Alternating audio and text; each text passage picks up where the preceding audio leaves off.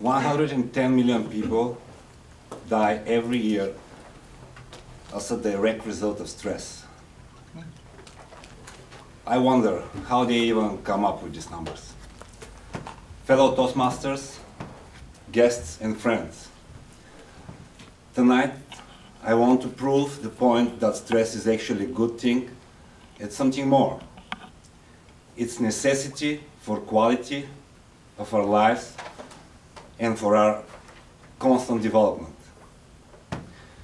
I want to give you this example. Going to the gym every day, it's considered stress. And it is. But it's stress with the right serving. There is serving response to it. What I mean by that?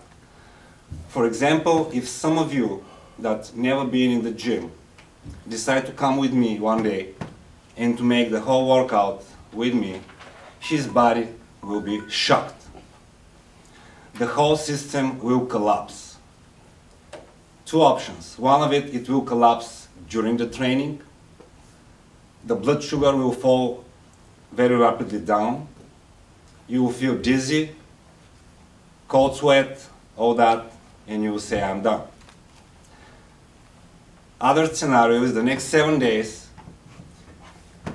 you suffer severe soreness, or what is known like delayed onset muscle soreness.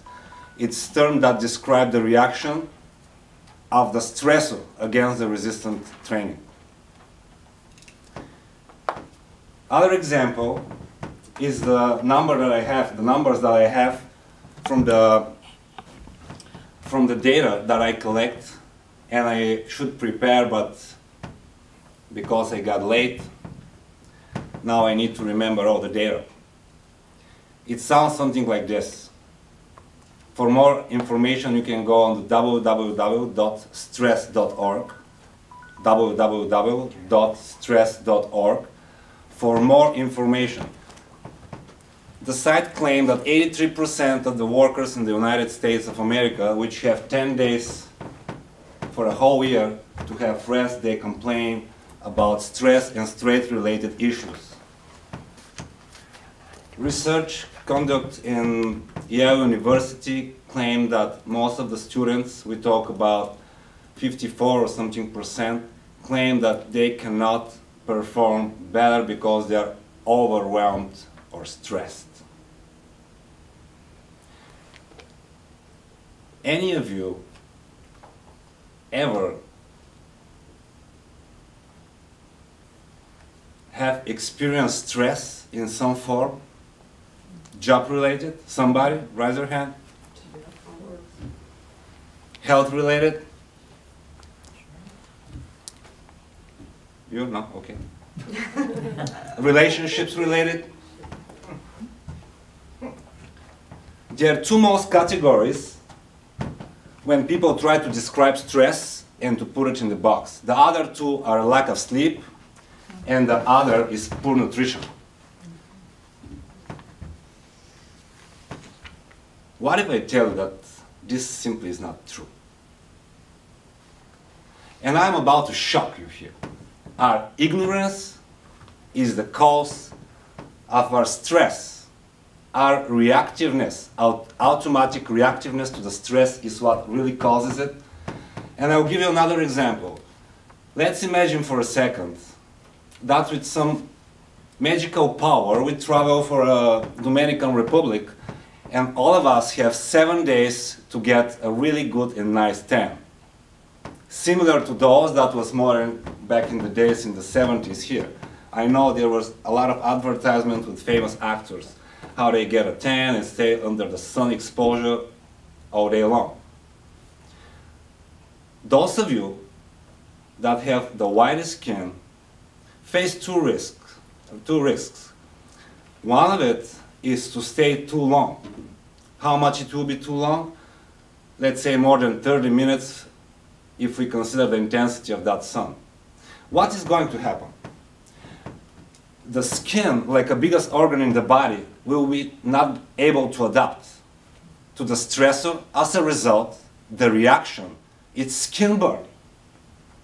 Does this mean that stress is a bad thing, or it means that we are ignorant about the exposure under the sun and the serving response, for how long we stay there? It's the same with the resistance training, it's the same with when we're trying to get 10. Well, the surprises is the same when we are trying to gain resistance under the stress related to job, health, relationships, poor nutrition. Here is how. In 1994, the French-Canadian Hans Selye first described the stress and the stress response. He said, and I quote, "It's not the stress that kills us, it's our response to it." End quote. Taking this in consideration, I can give you something very practical that each and one of us can use, and not just can, but must and should. And something more, we need to share with the people that we love, the people that we feel empathy to. Empathy is a critical component for the human being's happiness and also lack of stress. Here is what I'm talking about here. I will say just one thing, and I want you to remember. I want your attention here, and I'll say this. STOP. It's the acronym that I want you to remember. STOP stands for this. Sit and think about what is going to happen next. New job, new sun exposure, new workout. Think what you can do about it. How can you break down your ignorance about the topic that it's going to stress your homeostasis, the state that our bodies naturally stand for?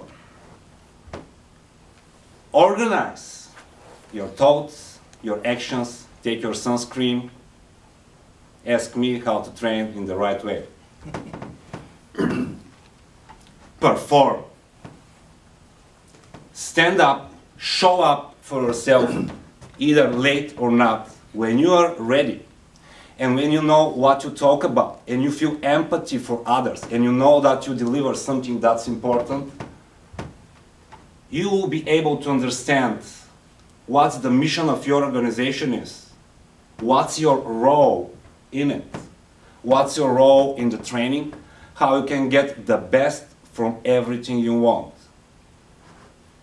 You should be able to open your heart and really, with curiosity, learn the process. And again, stop, sit, think, organize, perform.